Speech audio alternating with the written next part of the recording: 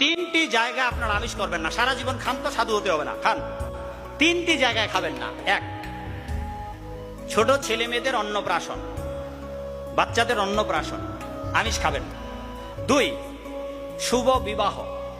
বাবা আপনারা ছেলে মেয়ের বিয়ে দেন, ওই বিয়েতে ছাগল আনছেন, আচ্ছা ছাগলের মা বাবা আছে, মাছের মা বাবা আছে, তা নিজের সন্তানের বিবাহে আনন্দ উৎসব করবেন, আরেক নিরীহ বাবা মার সন্তানকে গলা কেটে, এ কেমন মনুষ্যত্বা?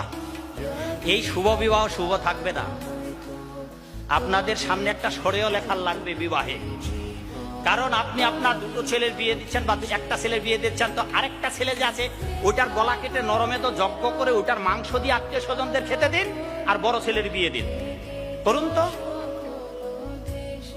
ছাগলের মা আছে, কিরে মা, মাছের মা আছে, তাহলে নিরীহ বাবাদের বাবা মার সন্তানকে এনে আপনার শুভ বিবাহ থাকবে না। আর শাস্ত্রে বলা আছে মাছ এবং মাংস স্বভাবতই অপবিত্র। আপনারা খাচ্ছেন খান, কিন্তু তিনটা জায়গায় কখনোই খাবেন না। যদি কোনোভাবে জমদূতের হাত থেকে বেঁচতে চান, তিনটি জায়গায় খাবেন না। এক, বাচ্চাদের অন্নপ্রাশনে, পবিত্র বিবাহে। তিন নম্বর, শেষ বাবা মার বিদায়ে, শ্রাদ্ধে। যদি শ্রাদ্ধে ভগবানের ভোগ নিবেদন না করে ওই মৃত ব্যক্তির উদ্দেশ্যে না দেন, তাহলে বাবা ওই যে বলছি এই বইটাতে আছে, আপনার বাবা মা নরকে যাবে নির্ঘাত, নরকে গিয়ে পায়খানা আর মূত্র খেতে হবে। এখন কি করবেন? নির্বাচন আপনাদের। সেই জন্য বাবা তিনটি জায়গায় আপনারা আমিষ খাবেন না। শ্রাদ্ধে আমিষ না নিরামিষ? বেদে যে বলির কথা বা যাগ বা বিভিন্ন যজ্ঞের কথা আছে, সে সম্বন্ধে স্বয়ং চৈতন্য মহাপ্রভু ধৃতি দিয়েছেন। বেদে যে পশু বলির কথা আছে, সেটা বলেছে তোমরা জিয়াইতে নারো বৎমাত্র সার, নরক হইতে তোমাদের নাহিক নিস্তার। জিয়াইতে মারে তবেই মারে প্রাণী, হেন আজ্ঞা আছে বেদেতে বাণী। কেউ যদি জীবিত না করতে পারে তবে মারতে পারবে না। আগে তাই মহাপ্রভু বললেন কলিকালে সেই শক্তি নাহিক ব্রাহ্মণে। কলিকালে ব্রাহ্মণদের মৃত প্রাণীকে জীবিত করতে পারবে না।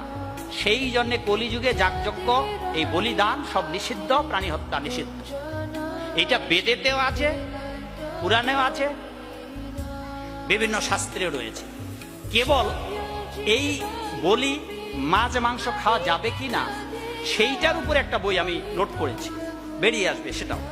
মাছ মাংস বলি তো দূরের কথা, বাবা পেঁয়াজ রসুন তো সচরাচর সবাই খায়, কি গো মা খায় না? বাড়িতে যদি মনুসংহিতা থাকে, মনুসংহিতার ৫ম অধ্যায়ের ২-৩ নম্বর শ্লোকটা পড়ে দেখবেন। সেখানে সর্বজাতির জন্য পেঁয়াজ রসুন খাওয়া নিষিদ্ধ। ব্রাহ্মণেরা তো খেতেই পারবে না। আপনি যদি শূদ্র হন, আপনিও পেঁয়াজ রসুন খেতে পারবেন। খালি মাছ মাংস, মাংস খেলে একটা পাপ হবে, যেই প্রাণীর মাংস খাবেন সেই প্রাণীর মাংস খাওয়া পাপ হবে।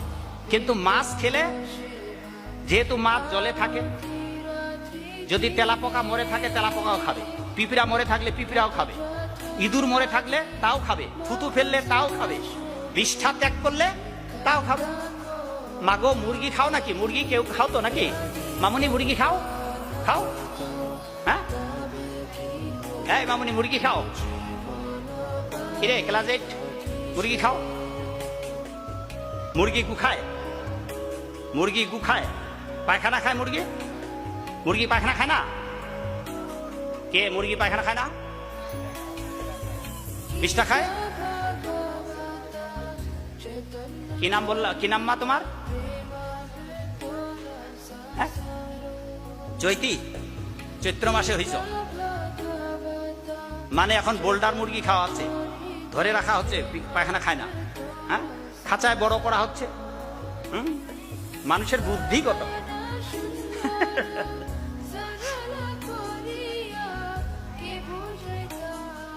রাস্তাঘাটে তখন আর বন জঙ্গলে মানুষ পুষে না মুরগি। অতএব মুরগি তো খাঁচায় ফার্মে বড় হয়। এইগুলা যারা খেতে ছাড়তে পারবে না, ভোগী, এইসব তাদের যুক্তি। কিন্তু মুরগিকে যদি বাইরে রেখে দেন, কে পায়খানা খাবে তো? না কিরে মা? কিরে মা চৈতি, মুরগি পায়খানা খায়? আর চৈতি মুরগি খায়, অতএব চৈতি পায়খানা খায়। বোঝো ঠেলা? এখন মুরগি খাবে কিনা চৈতির বিচার, চৈতি বিচার করবে মুরগি খাবে কিনা।